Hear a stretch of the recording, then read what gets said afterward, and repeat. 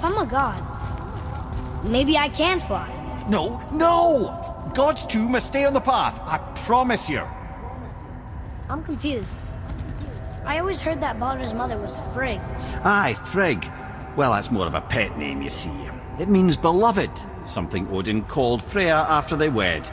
Out of affection at first, or so I like to believe. As things turned sour, it became a way to manipulate the truth. How so?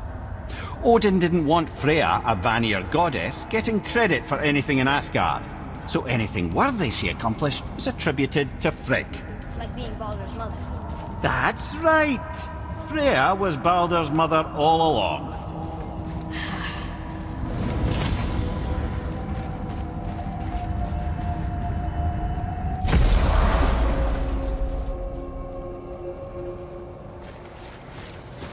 I'm glad Brock and Sindri were able to work out their differences. Now they are twice as irritating. I think it's nice to see them trust each other again.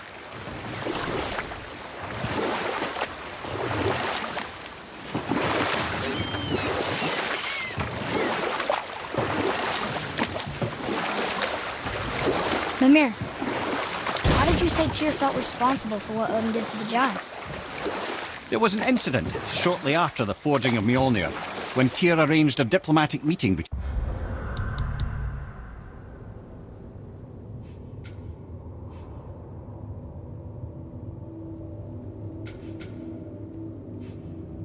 Odin and the giant kings.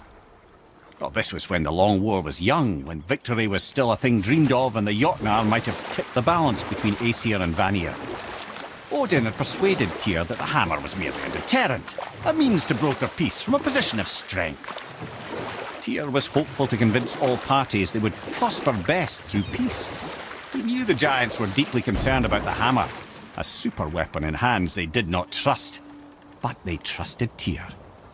Tyr always believed the best in people, and taking Odin at his word in his desire for peace, he brought the Raven King to Jotunheim. From there, things unravelled quickly. The giants anticipated Odin's trickery and exposed his true agenda to spy and steal their secret wisdom. With magics, they expelled Odin from their realm and cursed him never to return. Frustrated, Odin visited his fury upon the giants of Midgard. Thor unleashed Mjolnir's might upon any giant he could find. None could stand against the tide of slaughter that followed. And at last, it seems, with Tyr's aid, they retreated. The tower disappeared, no giants could be found in Midgard, and no man nor god has set foot in Jotunheim since.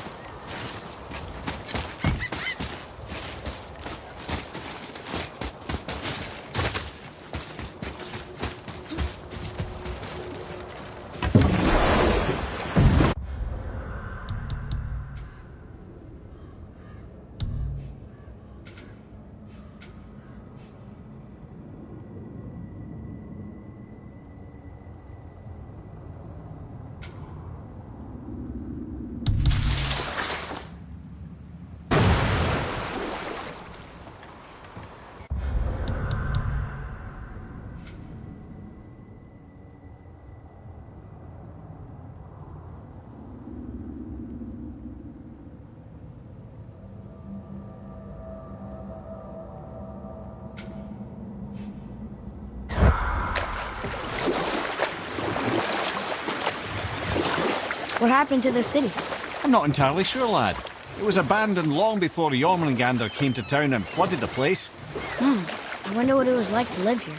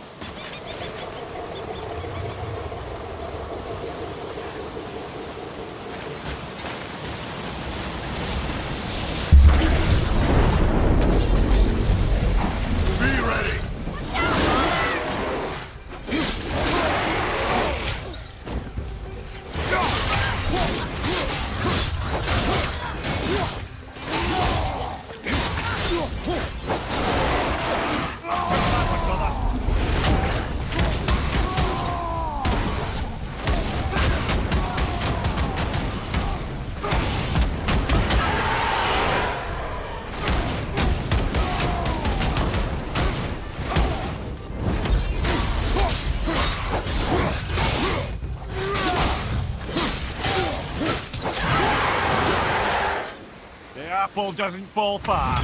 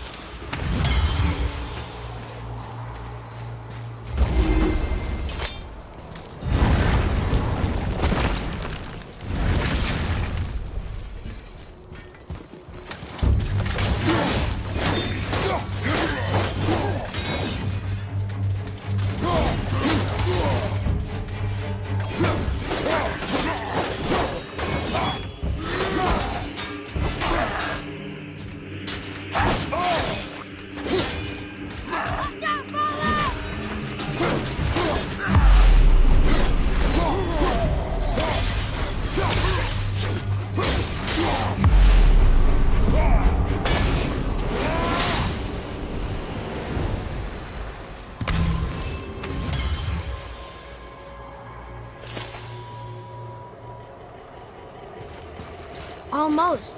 If we could just find the other pieces of the language disk.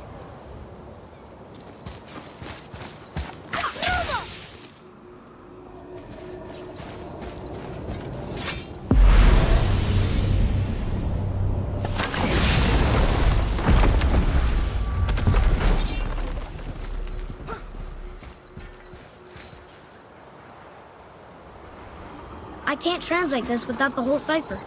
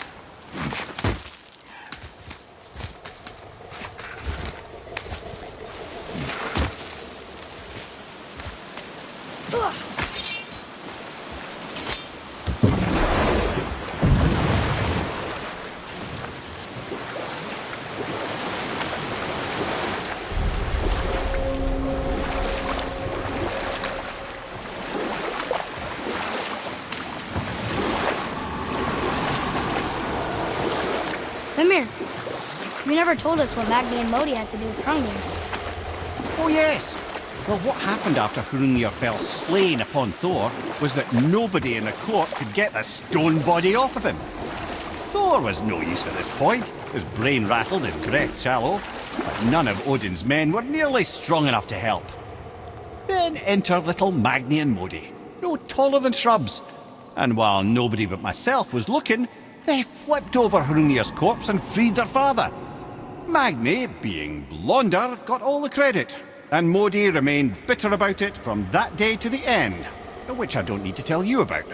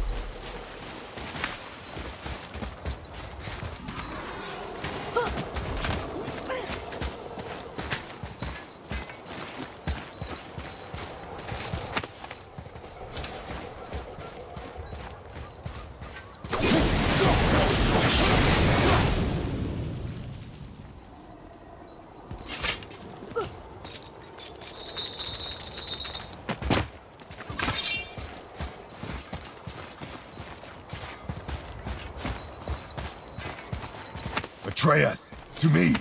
Okay, I'm coming.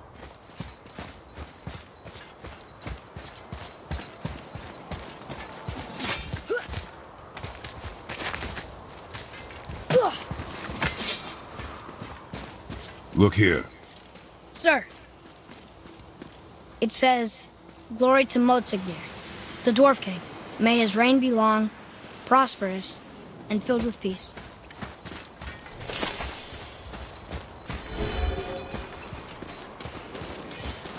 Greetings, and welcome to Konungsgard.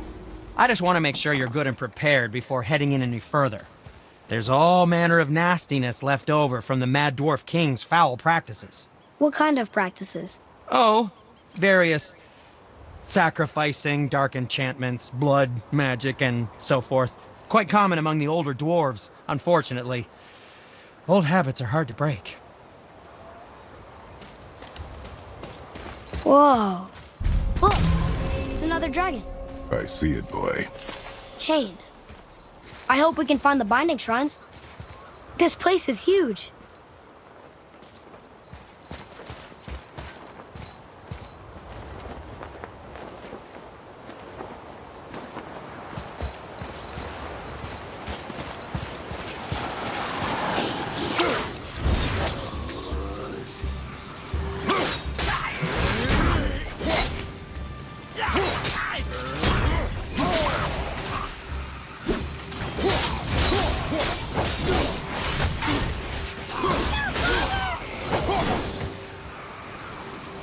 A little easier than I thought.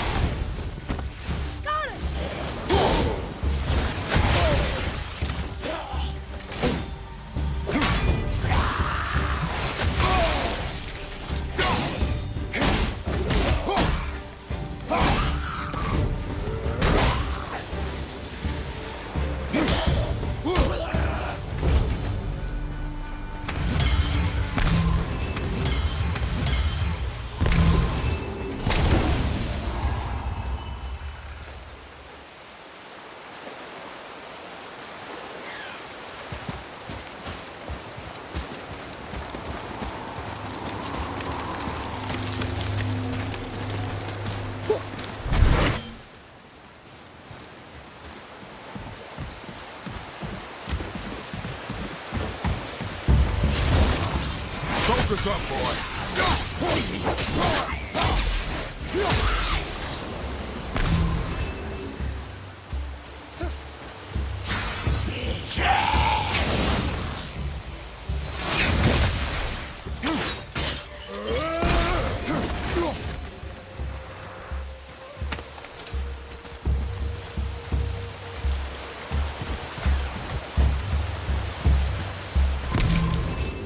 If the Dwarf King captured more than one dragon, he must have needed them to create this legendary armor.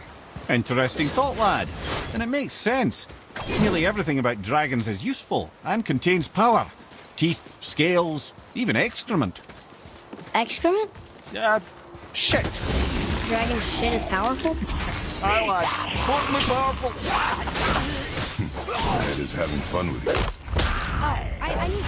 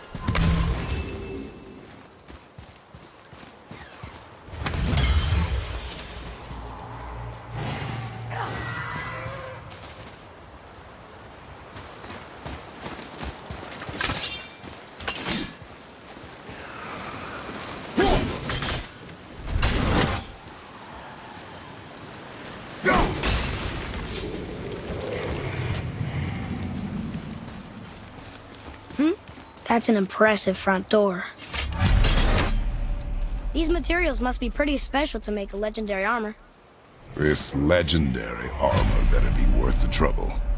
But if Brock and Sindri make it together, I'm sure it's worth the effort. Don't you trust them at least? I trust you, Atreus. I do not trust the legend. Oh.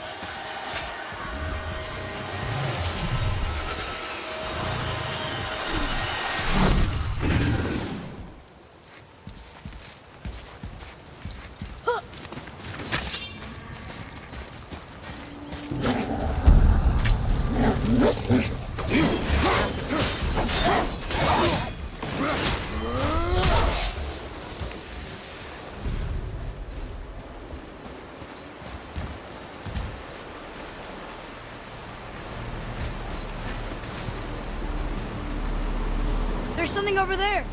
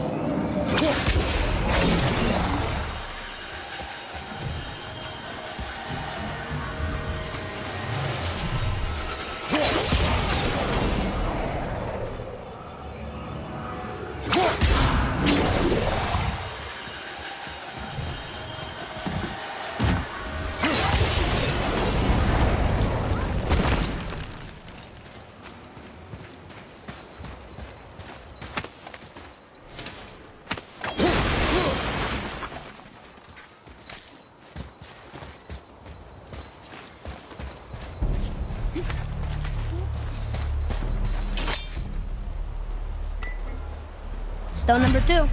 This place is even bigger than Vadergard. Yes. The Dwarf King's reach appears vast. Wonder what happened to him. 'Tis a great mystery, even amongst the sons of Ivaldi. Motsognir's behaviour before his disappearance grew increasingly erratic. Why? The Devegrathikar, the very armour you find yourself searching for. Though he found 2, I'd wager his failure to find the 3rd ingredient drove him to madness.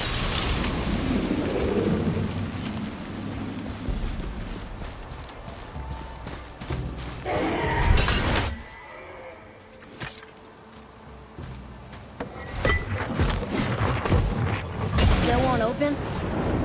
Looks like we need 3.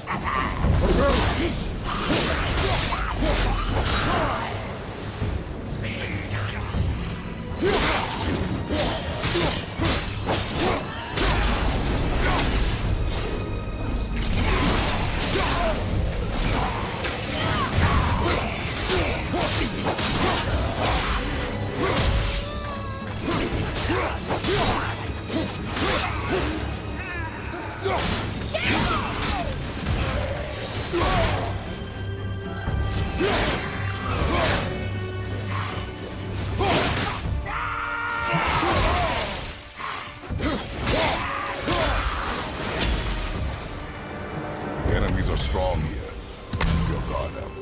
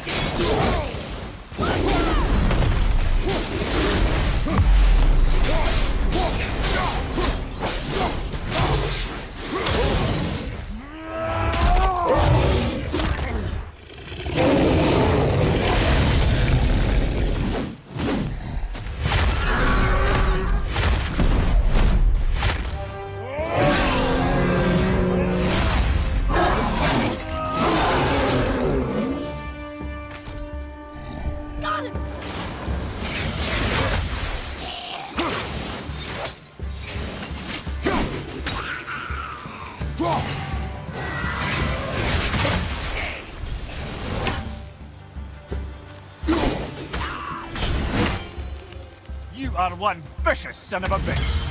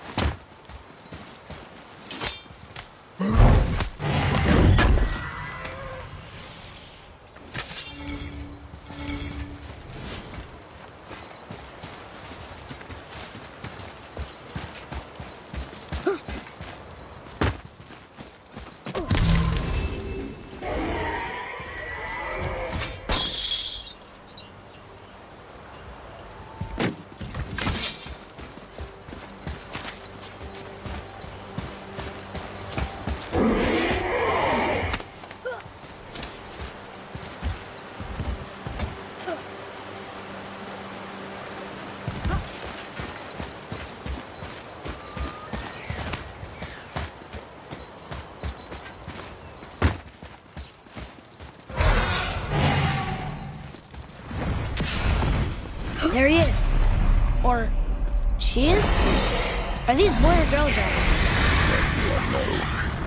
There are a few ways to find out, but they're rather messy.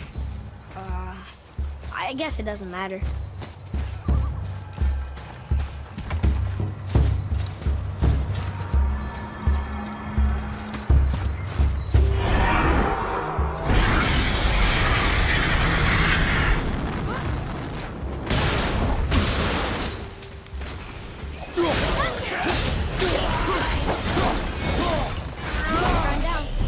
You'd think this dragon would be a bit more supportive, seeing how we're trying to free it.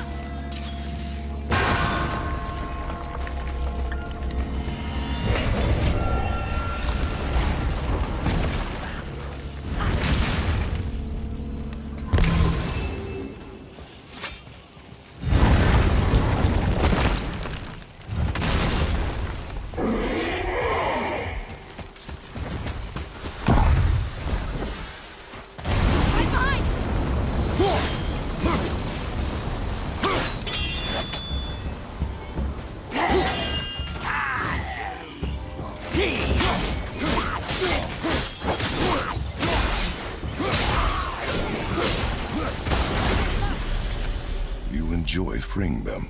Well, yeah. It still seems like the right thing to do.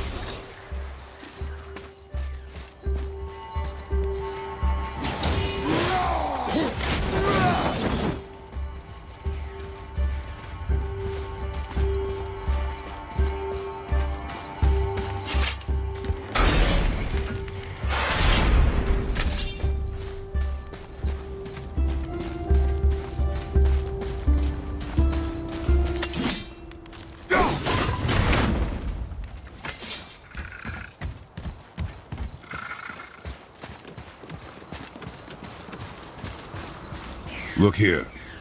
Yes, sir.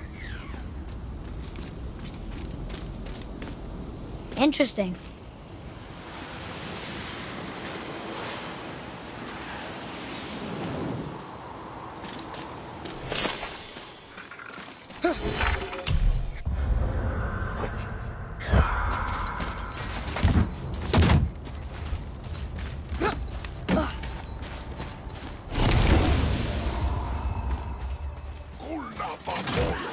Here we go!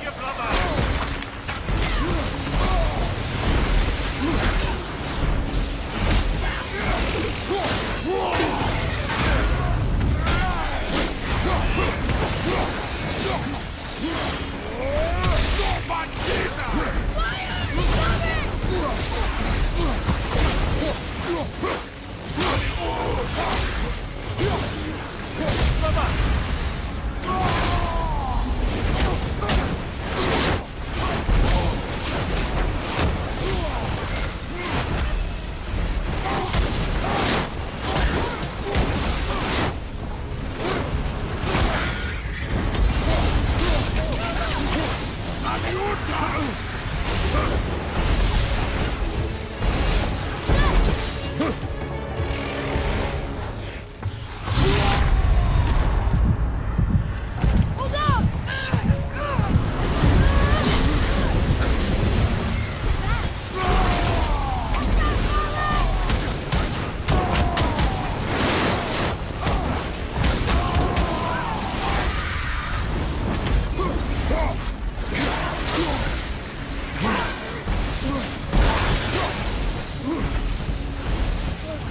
That was exhausting. Come here. Why did the dwarf king want this armor so badly? What's so special about it? There are many legends behind the debate, Grathika. A suspicious amount of legends, which makes confirming anything about this particular armor difficult. But the one constant is the ability of the armor to offer ultimate protection. A useful attribute for an unpopular king, you see. Yet this plagued land is all that remains of him. This is why you do not trust legends, boy. Well, what can you trust? Yourself, your eyes, your instincts. Blind trust in a legend is a gamble, and rarely does it pay off. If you say so. Yes, sir.